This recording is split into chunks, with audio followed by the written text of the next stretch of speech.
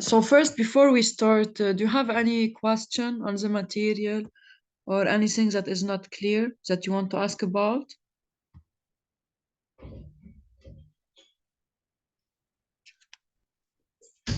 Okay. Professor, Yes? hello, Yes, can I'm you hear me? hearing you. Tell me.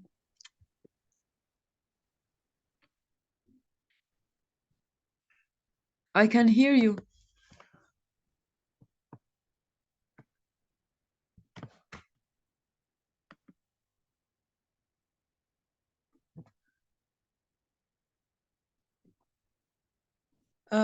Omar, concerning the multiple choice section, you know that you have in the first chapters some description, you have a lot of information that is qualitative information.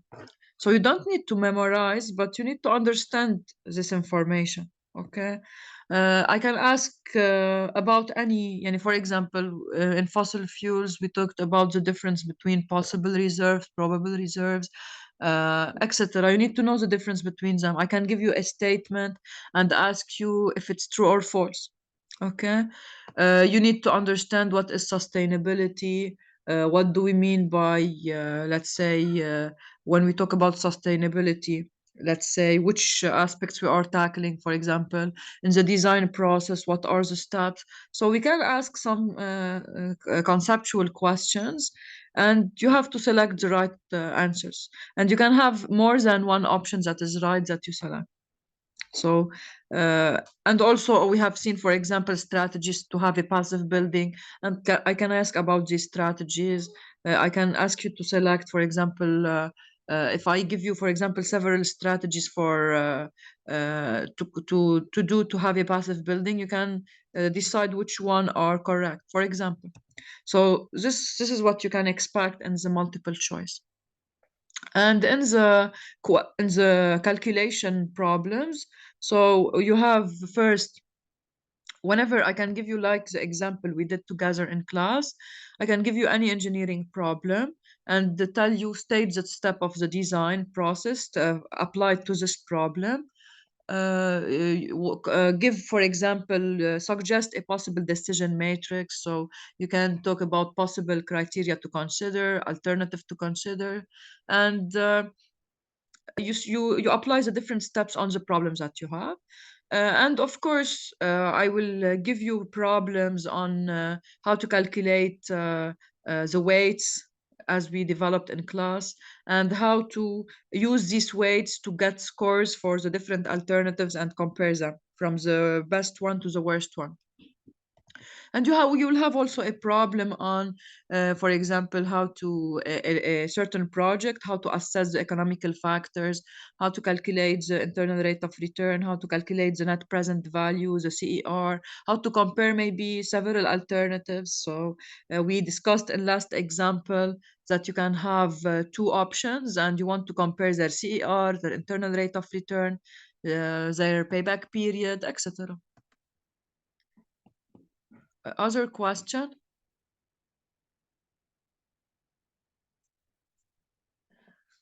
Okay. So we'll continue the example we started in class last time. So to remind you, it was an example to compare two alternatives. So we had two machines and we want to decide which one to buy. We compared the CER for both. We compared the internal rate of return for both. Please, for persons who are not in class, just you can take the problem from your friends, okay? And I will check. I might have videos for the same problem or similar problem. I will post them for you, okay? Uh, and we talked about the steps of design, how to apply them on this problem. We built the decision matrix. We considered the economical calculation for the CER and for the internal rate of return. And as we discussed, for both cases, we got that the option B is better because we got that the CER of option B was larger than the one for option A.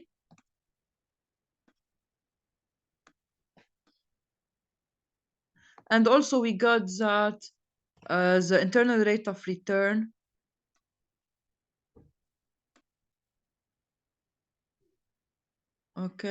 for option B was also larger. So based on these two criteria of comparison, we said that option B is better. And we discussed that in general, if we might have contradictory results.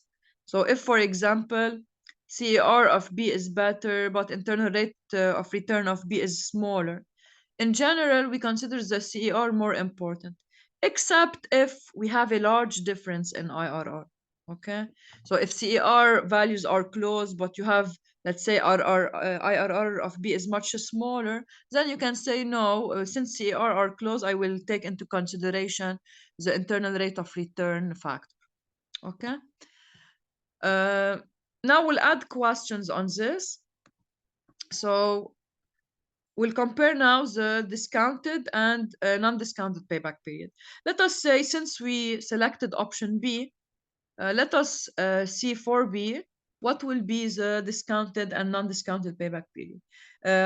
We also discussed in class that whenever they ask you to calculate a non-discounted payback period, you don't use the formula including the discount rate, because when you use the summation, this summation, when you convert it to geometrical series, you will have a in the denominator. So it is, you cannot put a equal to 0.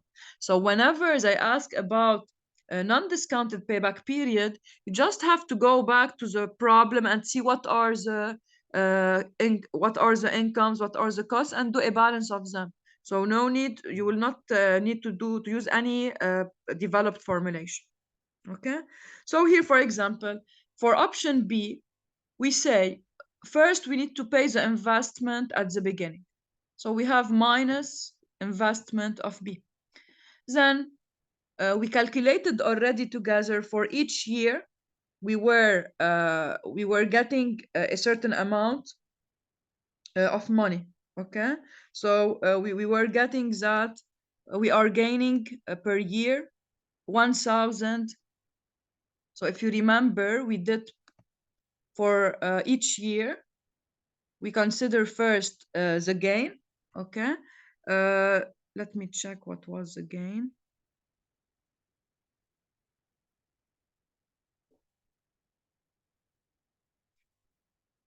Okay, we were selling 800 items at $4, so 800 times 4. And we calculated together the maintenance cost and the operational cost. So we should subtract. So this is 3,200. And when we added operational and maintenance cost for each year, it was 2,100.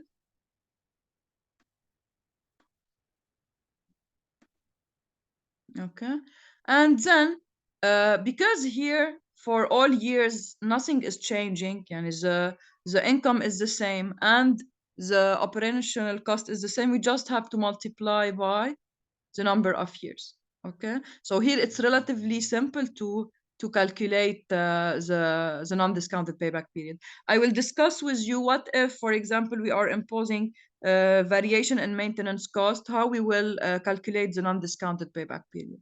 So here, this is equal to, and please pay attention, whenever they ask for the payback period, do not include the salvage value, because the salvage value is always considered at the end of lifetime. And here, since at end of lifetime NPV is positive, so of course NPV will be 0 before the end of lifetime. So here we are saying that the net is 0. So we expect to have it before end of lifetime. Therefore, no, we will not include the salvage value. So always in payback period, no salvage value is accounted for. So all we have to do then is to get the number of years is equal to the investment, which is 5,000, over, for each year we are saving 1,100. So in this way we can get the number of years to have, if you want the balance equal to 0, and starting from now we'll start to gain. Okay, and the payback period is relatively acceptable, so it's equal to 4.54 years, while the lifetime is 8 years. So for the remaining time you will gain money. Now, because the non-discounted payback period is not always accurate, because as we said, it will not take into account the time effect. But what is the importance of this value? It can give you the minimum value of the payback period. Okay, so now depending on the discount rate, you can determine what is the exact payback period. So if they tell you now, consider a discount rate of 5% or of 10%, etc., calculate the payback period and discounted payback period and comment on your results. Before your calculation, you can directly say that this is the minimum possible payback period. Okay, so whenever we calculate the non-discounted payback period, it can help us to know what is the minimum value. And if we get a large non-discounted payback period, this means that the project is not encouraging. Because if I take a discount rate, and for example, if you get that the payback period is 7 years, the non-discounted payback period is 7 years, and the lifetime is 8, so you say I just have 1 year to gain money, and if I consider the discount rate, I will have a lower amount of time. So I can stop here. So this is the importance of this parameter. It's true that it's not accurate, it doesn't take time into account, but it will give me the minimum possible payback period. So in case I got a non-acceptable value, no need to continue. I can say I should go back to see how I can reduce this payback period. And as we discussed, we have several strategies. We can try to search for lower investment. We can try to increase the selling price. We can try to reduce the maintenance cost, etc. Okay, so now we already calculated before the CER. That's why, and we got an acceptable result. We got 46%.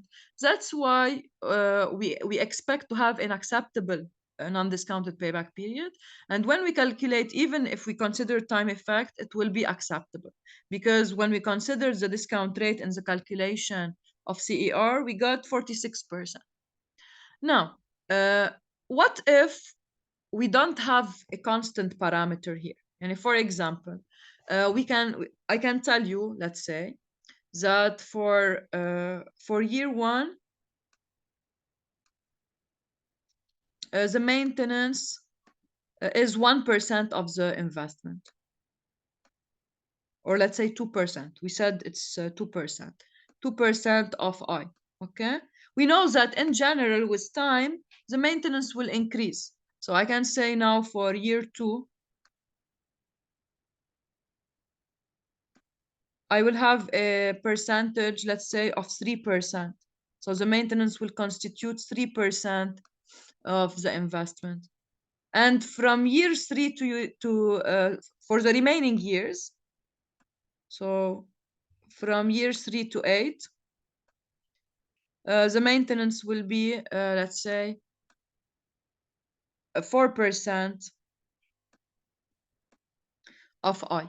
Okay, and now I want to determine my non-discounted payback period. So here I just should consider each year that is different from the other should be calculated separately. You know, I say first I should pay the investment, so minus I. Okay, let me clear to write from 0. So minus I. Okay, now I should add for year 1. For year 1, what is my income? So my income is fixed, but my cost is changing. So I should consider R1 minus C1. Plus for year 2, I have R2 minus C2.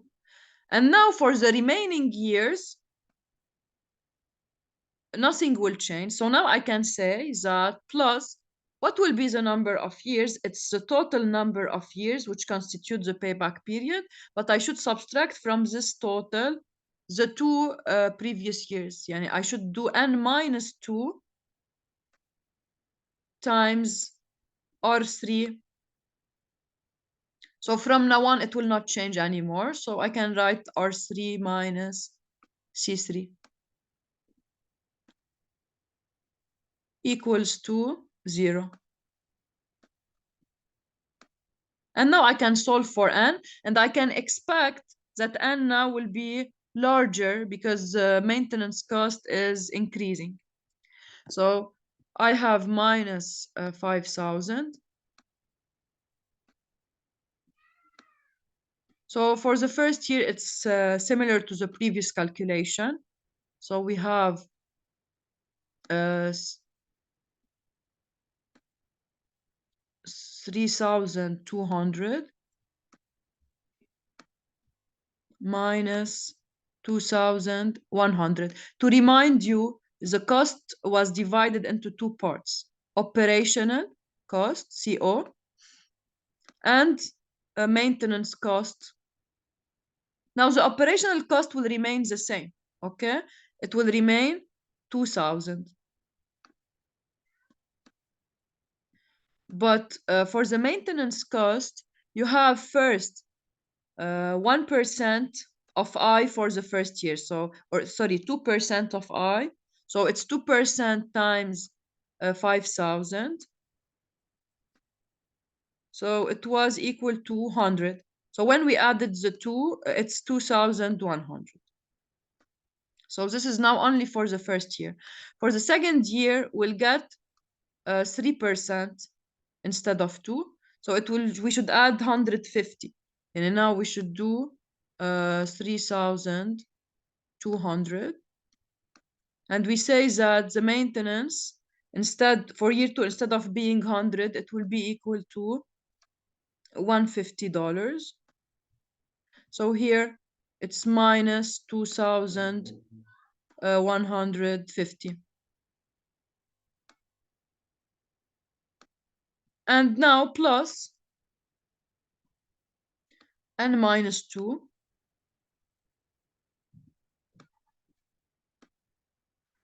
And now for the remaining years, it's 4%. So it's $200. So I should do here times 3,200 minus 200.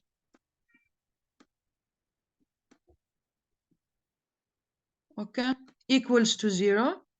So now I will get a new value of n, and I will expect that n will be a little bit larger than the previous one.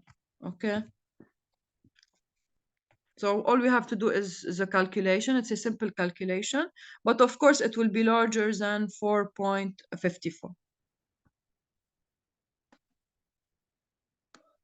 Now, if in case I have to take into account the discount rate. So now if they tell you compare the non-discounted payback period with discounted payback periods.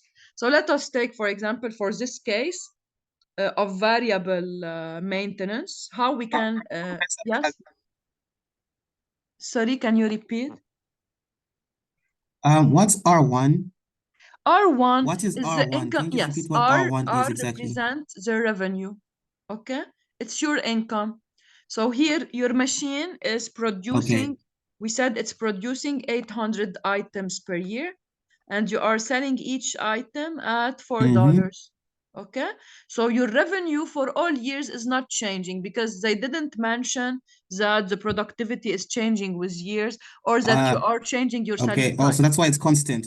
Exactly. But I can tell you, for example, for the first year you will sell at $4. For the second years, the item will be for each item it's $4.1 for year for 3, and from 3 to 8 you can have $4.2. So You can play with several parameters, but it's enough to change one parameter, or in the revenue or in the cost. Then you have to divide, you should divide your R minus C. So you should consider R minus C for first year, R minus C for second year, etc. If you remember, Teddy, we did it in class also. We considered for each year a new value of R minus C. Then you can do it in tabulated form. You cannot use then a formula. So if each year you have a new value, you can just construct a table. And from the table, you get, if you remember, as we did in class, the value of the non-discounted payback period from the table. Okay? Yes. But in Thank case you. here, since you have, after a certain year, a constant value, so it's easier for you than doing a table and getting for each year's a value. You just put the formula and get N. Okay. Sir? Still, you can use the tabulated form. Let me remind you of the tabulated form. So you can do the following. You can put for each year. Okay. So you say first, my investment is 5,000. Okay. And I want to find from the table what is the time needed to cover this $5,000. Okay. So you put here year.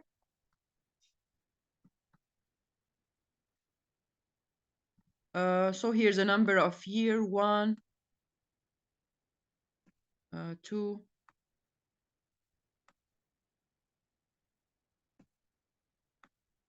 3, 4, 5.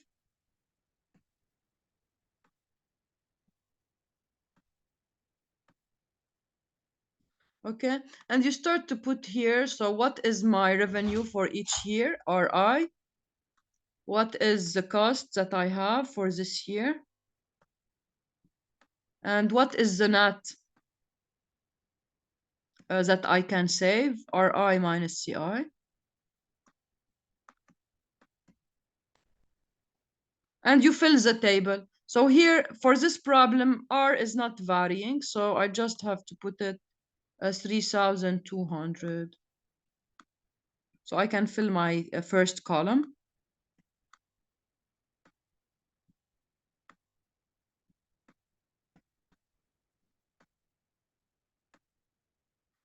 Now, for each year, I put the corresponding total cost. So maintenance plus operational. So we said for the first year, it was 2,100.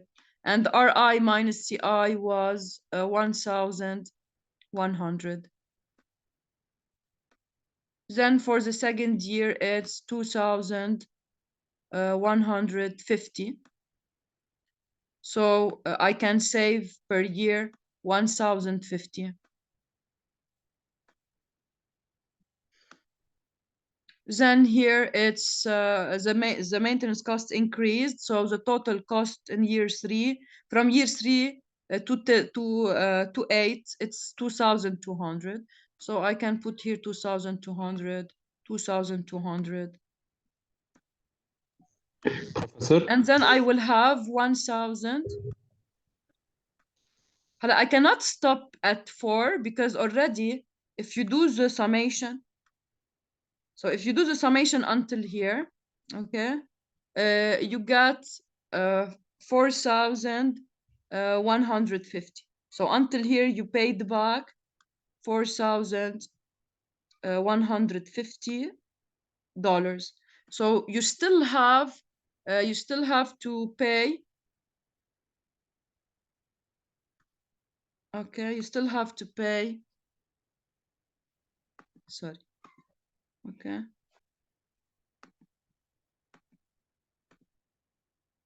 So you still have 850.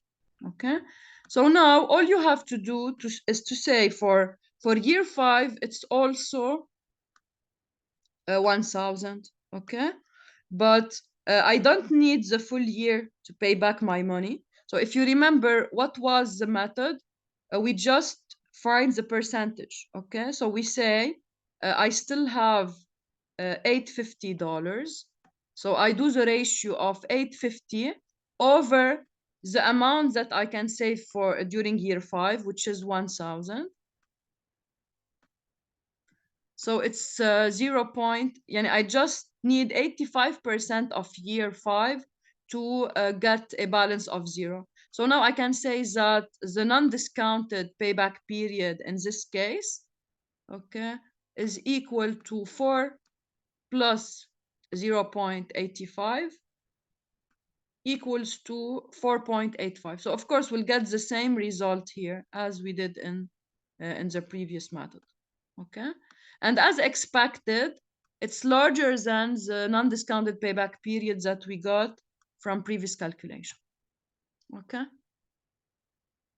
Any other question before we continue? Okay.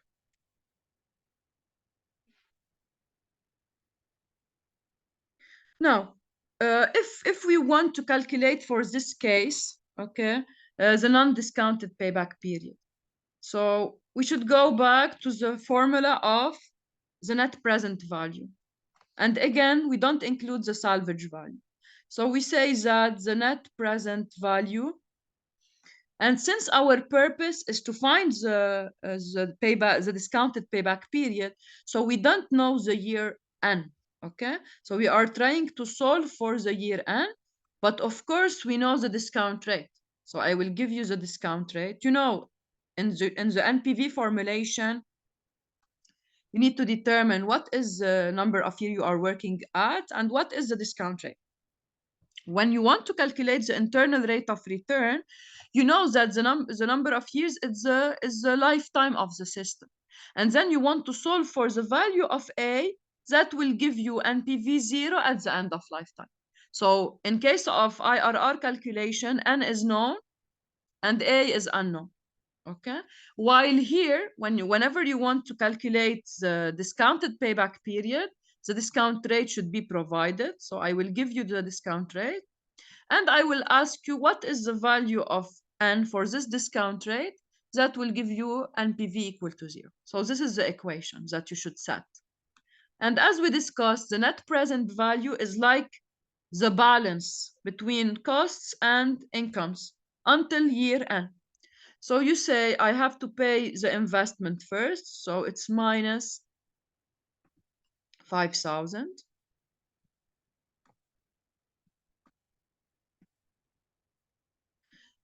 Now, as we discussed here, if we have variation in a maintenance cost, we should divide the calculation. Yani for year 1, we should put R1 minus C1. So as we discussed, it's 3,200 minus 2,100. And since it's a discounted payback period, so we should divide by 1 plus A to the power 1. And in this problem, A was given to be 5%. So we will divide by 1.05 to the power 1 for first year. Okay. Now, for the second year, what we just have to change the maintenance cost. So we do 3,200 minus 2,150 over, and now since we are at year 2, we divide by 1.05 square. Okay, and now for the remaining years, we can do plus summation from year 3 to year N, and this is our unknown. N is our unknowns of the revenue minus cost for remaining years, which is 3,200 minus 2,200. And here over 1.05 to the power I. And again, no salvage. We don't add the salvage value here. So this should be equal to 0. Now, in order to solve for N, you have several methods. You can do it by trial and error. You say, for example, you already calculated the non-discounted payback period. You got a non-discounted payback period of 4.85. So you are sure that for the discounted, it will be larger. And you can start from 5, then 6, 7. So it should be in this range, okay? So you can do iterative procedure. The advantage of doing iterative procedure is that you can enter the summation in the calculator directly and you can get the values, okay? For example, if you got for 5 years NPV that is negative, this means that you should increase N because you need more years to get back your money. You can put, let's say now 6. If you get at 6 a positive result, you are sure that the payback period is between the two, okay? So this is how you can do it in this way. Here, in this case, you can do like, if you get NPV at 0 and NPV at 6 positive, you can do like a linear interpolation between the two, okay? To get, you will get an approximate value. If you want to get it exactly, okay, so to get an accurate value, you should transform this summation into geometric series, because we discussed in class, if you use the calculator, you are not able to put this as unknown in your calculator and say, I want to solve for n. It will not do it for you. So to be able to transform it into an equation with one unknown, you need to convert this summation to a geometric series, okay? Then all you have to do is first you say, let me take 2,000, which 3,200 minus 2,200, which is 1,000 outside of the summation. So I get 1,000 times. Now, the geometric series is always applicable from 1 to n. So you just have to subtract two terms, and you say this is equivalent to summation for I going from 1 to n, okay, of 1 over 1.05 to the power I, okay? And I just have to subtract term 1 and term 2. I should do minus 1 over 1.05 to the power 1 and minus 1 over 1.05 square. Okay, and then I can now replace this term by the geometric series expansion. So you can replace this by 1.05 to the power n minus 1 over a, of course, I will give you the geometric series expansion as formula. I don't have to memorize it.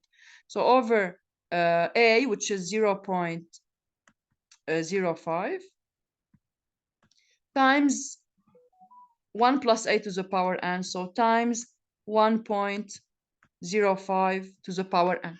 And then you transformed your equation into an equation with one unknown.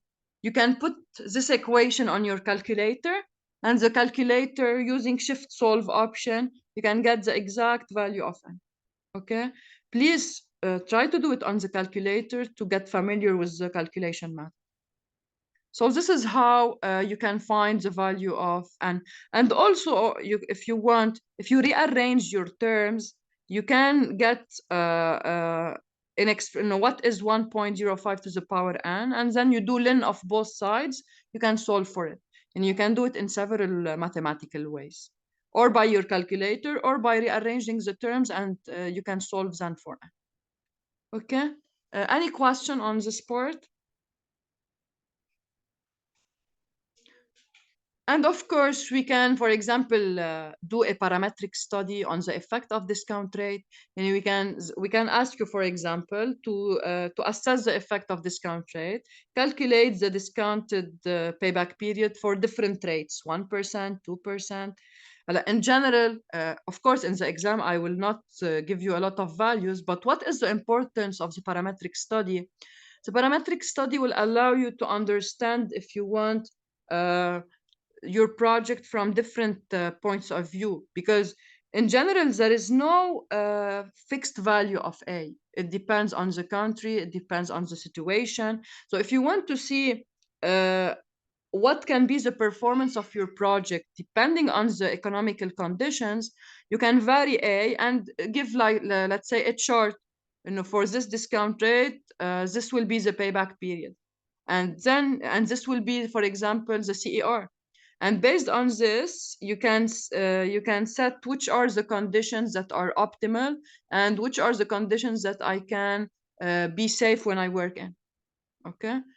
So as we discussed in class, they can ask you, for example, what is the discount rate for which the minimal acceptable discount rate? If they ask you what is the minimal acceptable discount rate, the maximum acceptable discount rate, in general, we say that a project is profitable, as we discussed, if the CER is above 30%. Okay, so if I ask you this question, instead of just saying I calculate the IRR and I put NPV 0, I impose now on NPV to be 0.3 times I. And this will allow me to calculate what is the maximum value of A for which I will remain on the safe side. And once I calculate this value, I say everything below it will be acceptable. Okay?